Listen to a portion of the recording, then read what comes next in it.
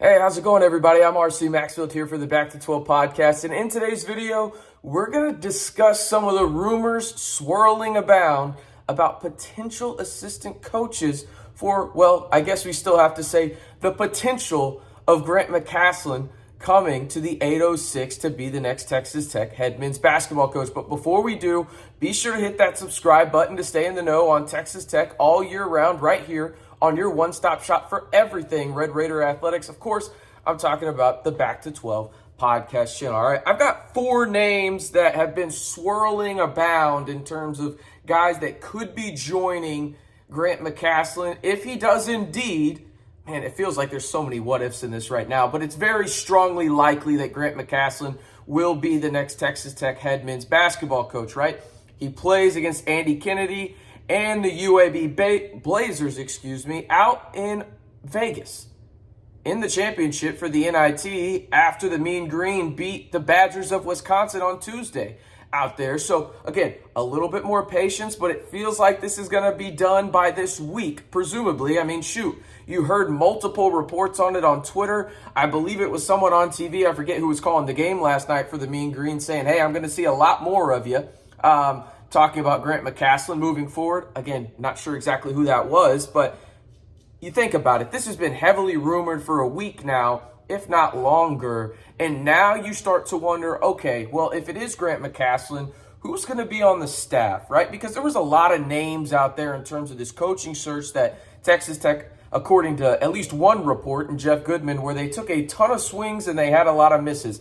I don't really believe that. But when you look at what Texas Tech has potentially as the staff, if Grant McCasland is the guy coming in, here are the 4 names that have been heavily rumored. I don't think you're going to get all 4 of them. I just want to put them out there and discuss this in a place where you can comment and tell me what you think about these guys. And also, do you think they should go a different direction in terms of the assistant coaches? But let's go ahead and start it off with, I think, probably the most popular name that I've heard in terms of this staff. And by the way, that does not mean any of these guys are going to add the staff. This is all rumors right now. But I do think it's interesting because there's one name on here that really catches my attention and I think could be a little bit more likely than people think because of one reason in particular. But let's start out with this, all right? Barrett Peary.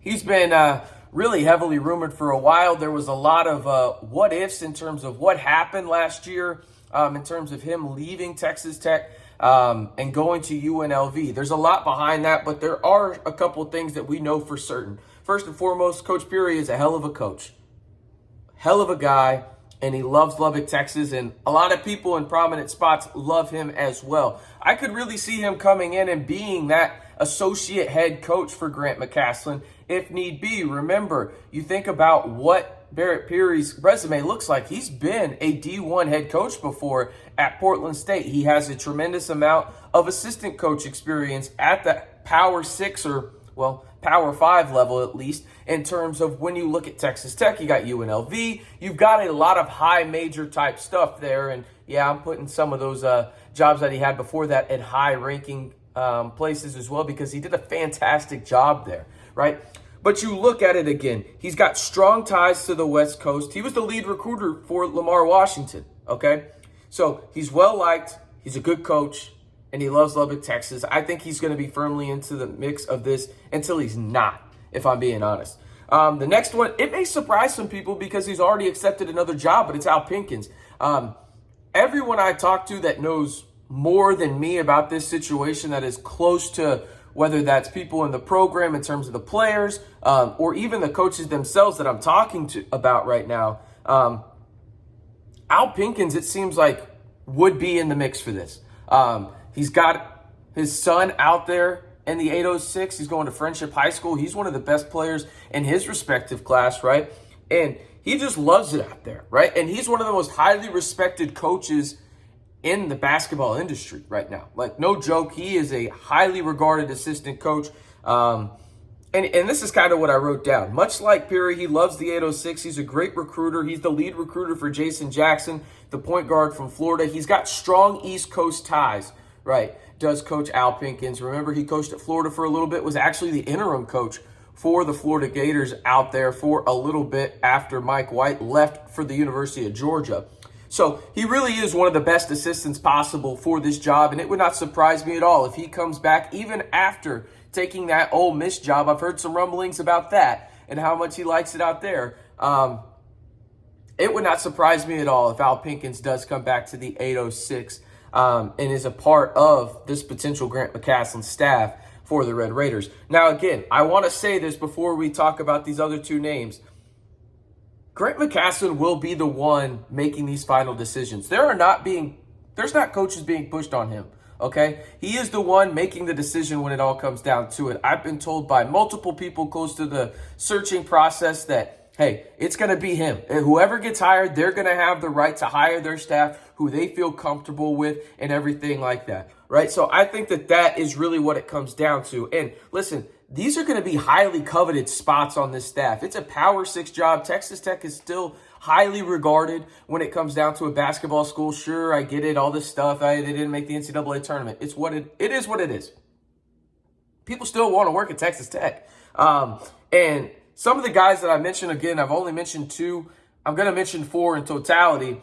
I think it's likely that 1 or 2 of these guys come to Texas Tech. I don't want to put all my money and say all of them are coming here, but it would not be surprising to me at all, or 1 or 2 of these guys came here, because where there's some truth into every rumor, right? Just like there's some truth to every lie, there's always a little bit of smoke when it follows these rumors that I think are justifiable and are likely to happen to some degree, right? The percentage chance may just be, 20, but there is a chance that it happens. And I think one of these 4 guys that I mentioned are likely to be on the staff, in my opinion, from what I've heard. But again, it's college sports. We know this stuff can change very, very quickly. All right, so the next guy on here is Ross Hodge, the UNT assistant right now. He could be in line for the UNT job. I want to point that out there. And if UNT is smart and Grant McCasland leaves, I'd hire Ross Hodge. But if they don't and they want to go a different direction, Ross Hodge would be a perfect addition to Grant McCasland's staff out at Texas Tech. He's a defensive mind. He's got 21 years of coaching experience, including at the college and the professional ranks. He's a defensive guy, and he's really helped the Mean Green turn into this defensive juggernaut that we saw against Wisconsin out in Vegas in the NIT semifinal. Again, Wisconsin did not score for the final 9 minutes and 37 seconds. That's how UNT won the game. They won by 2, and Wisconsin did not score an iota of a point. A singular, uno. I don't speak French, but I would say, is it un?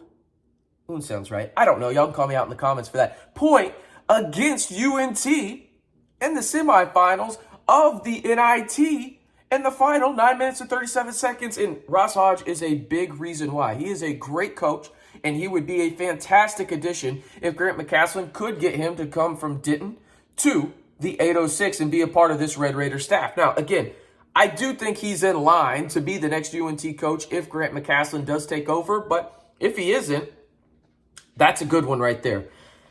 Now, this is probably the one y'all have been waiting for the whole video. I teased it a little bit early on, and this one I think is a little bit more likely than people think, and it's Ben McCollum. If you go back and you watch the video in terms of my top 10 guys that I think should be in the running for this job, I had Ben McCollum as a head coaching candidate. I absolutely loved him. I have him in my top 3.